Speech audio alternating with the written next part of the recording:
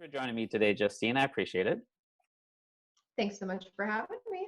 So, actually, we've met before at one of Crypto Indio's meetups. In fact, it was the last meetup in downtown LA. But for the people who don't know you, can you give us a little backstory on how you got into Bitcoin and cryptocurrency? Sure. I am someone who started kind of questioning the narrative at a young age based on some experiences and started falling down rabbit holes as I grew up and questioning everything, just trying to understand the world and why it is the way that it is. And that led me to having a desire to have a self-reliant, self-sustainable lifestyle. And I came across Bitcoin in 2016 and it fit all of those things, right? A money that has no centralized power, be your own bank. So it all made sense to me. But on a technical level, it was really over my head. And after kind of trying to dig into it and just not feeling confident in my ability to just throw money at it, right? I didn't understand it enough to invest. I said, well, clearly this is not for me. Like, this is way over my head. This just isn't for me. And sort of moved on. And then I came across, after seeing some things being discussed in, it probably was early 2017 by James Corbett, talking about a platform that showcased or used blockchain technology to use content, and building communities and that sort of thing. And at the time, I was doing a little bit of content for a small business that I was doing on products and DIY and recipes and things to teach other people how to make them self-reliant again. And it came across this blockchain called Steam that was content-based and kind of started blogging slightly on it. That was my playground, right? Like, that was where I learned about blockchain and what crypto was and what a wallet was. And, that first transaction where you're sending it off into cyberspace and wondering if it's going to end up where you think it should go, right? And so I joke that this was my bridge to Bitcoin because it really was a place that I could experiment in a really safe way. And then I had this aha moment, right, of realizing what this could be. And that led me back to Bitcoin, and understanding just the revolutionary aspect, or just this amazing aspect of Bitcoin, and that I then had the confidence to invest. So my first investment into Bitcoin was actually not until 2019. So now I sit here and kick myself, right? You were here in 2016 and you didn't get it. So that's sort of where my passion is for welcoming the normies, like, let's make it to where me in 2016 wasn't just totally intimidated. So that's sort of how I got here. I'm still falling down the rabbit hole and still learning, but for me, my ideologies just line up perfectly with it. So I'm here for the revolution, is what I say. Yeah, exactly. Well, same thing with me. In fact, and I tell people my first crypto that I actually put money into wasn't Bitcoin. It was actually Litecoin.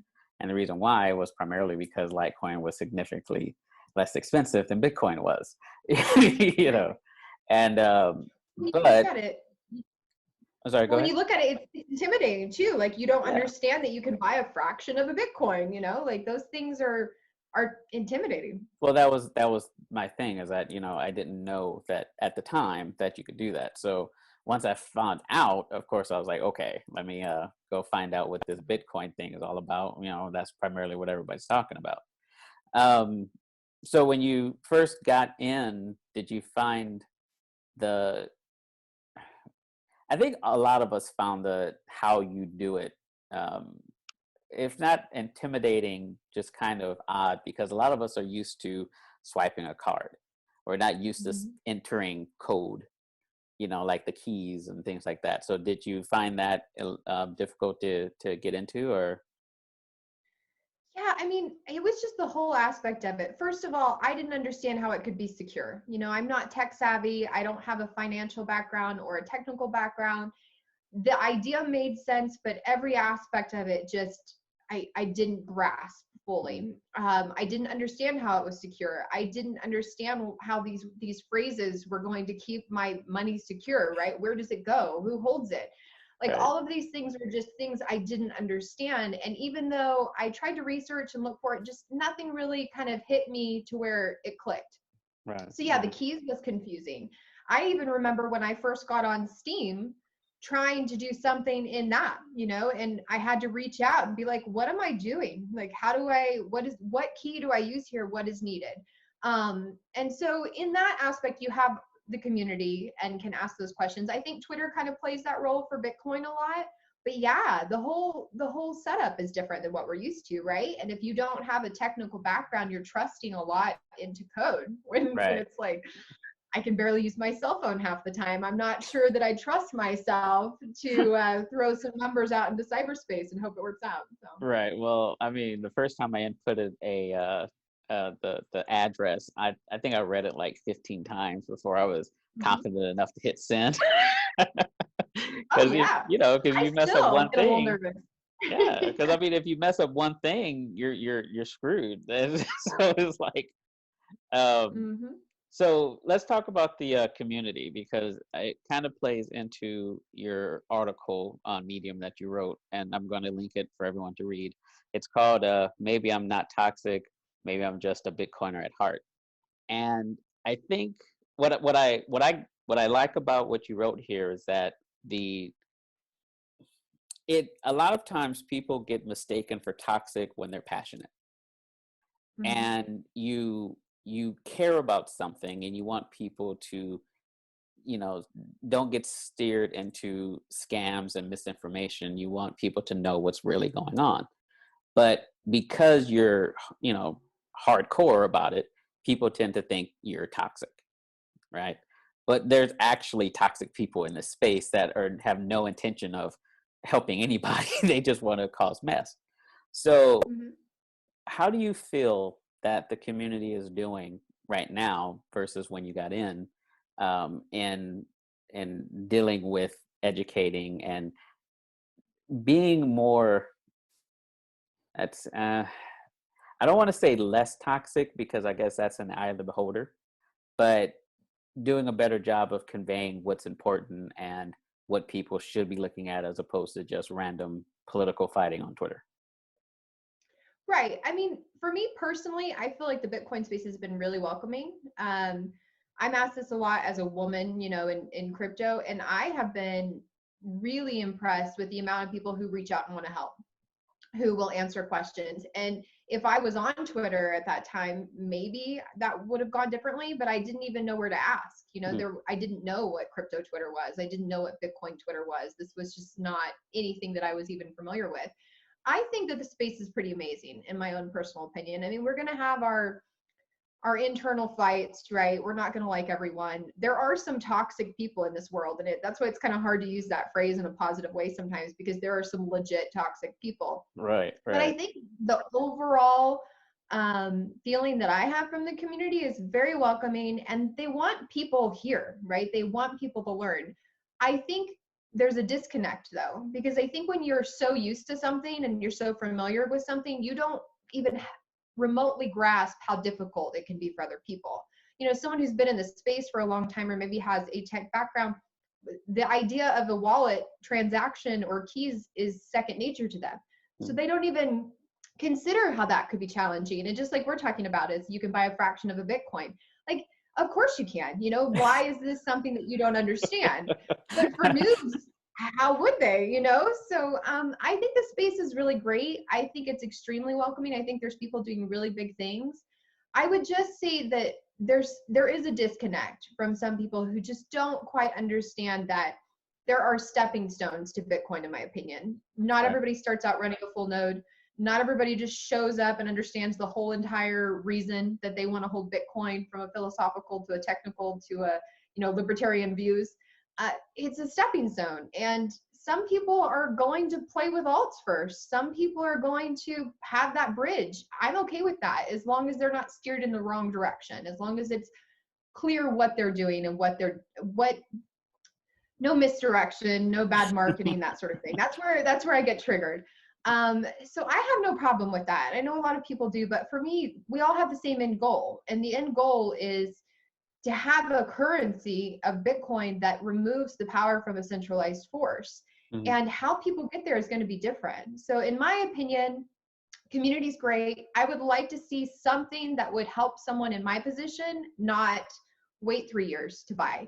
What that is yet, I don't know. I haven't seen it yet, but I think a lot of people are working on it. So overall, I love the community. I'm all about community, though. I think communities with the right tools can do absolutely anything. And crypto, Bitcoin is the path to kind of take that power back. So that's where I am on it. Yeah, well, and I'm the same way because quite frankly, the crypto community got me out of my shell. You know, like because before I got into crypto, you wouldn't have caught me dead at a pub or bar or anything, hanging out with random people. Oh yeah, You yeah. know, but you get to know people and you get to, you know, figure out their personality and if there's somebody that you actually want to be, you know, around, and then the meetups are the next step. So it works hand in hand, and you know, I've had by and large a great interaction with the community since getting involved with crypto. Haven't had any real knuckleheads, you know. I'm sure they're around, but you know, thankfully the majority of people like yourself are really nice people who, you know, are just, you know, here to chat and talk, you know. It's not hostile at all. So, you know, if anyone's watching this and want to get involved, just come on Twitter and hashtag Bitcoin. You'll find a lot of people to talk to. Tons of people to talk to. And there's always going to be trolls. There's always going to be negative people in the world. But I think overall, the community is pretty great Yeah. and pretty positive, in my opinion. I agree. I agree. So we're going to. I really do want people to read your article that you posted on Medium. It's really good, and it's not that long of a read, guys. It's about 6 minutes or so, and it's really good. Justine lays out a perfect um, her explanation for her being in the space, how she feels about Bitcoin, how she feels about it. It's a really good article. So I definitely have to applaud you, Justine, on this article. It's really good. Thank you. I appreciate that. I call it my ranting, just my random free writes, but I enjoy it. And I think that sharing people's experiences, right, is good for other people. And yeah, I just think that there's a lot of Bitcoiners who get a negative rap. They're called toxic in a bad way. Hmm. And I just feel like kind of when you see it happen from the inside, it's protecting what they believe in, right? It's protecting the community. It's protecting those noobs who are coming into the space and don't know Right. and, might get scammed.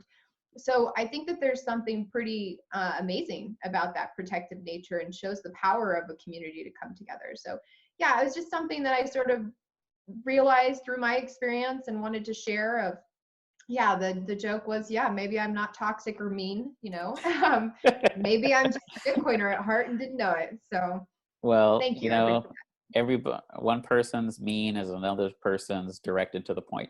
So, that. you know, That's sometimes you true. have to be that way. So, Justine, thank you for joining me today. I really appreciate it. And once again, we're going to link your article in the description below and list your Twitter, and so that people can contact you and get involved with whatever else you might be working on. So, I hope you'll join me again soon. And thank you again for coming on. Thanks for having me. Have a good one. You too.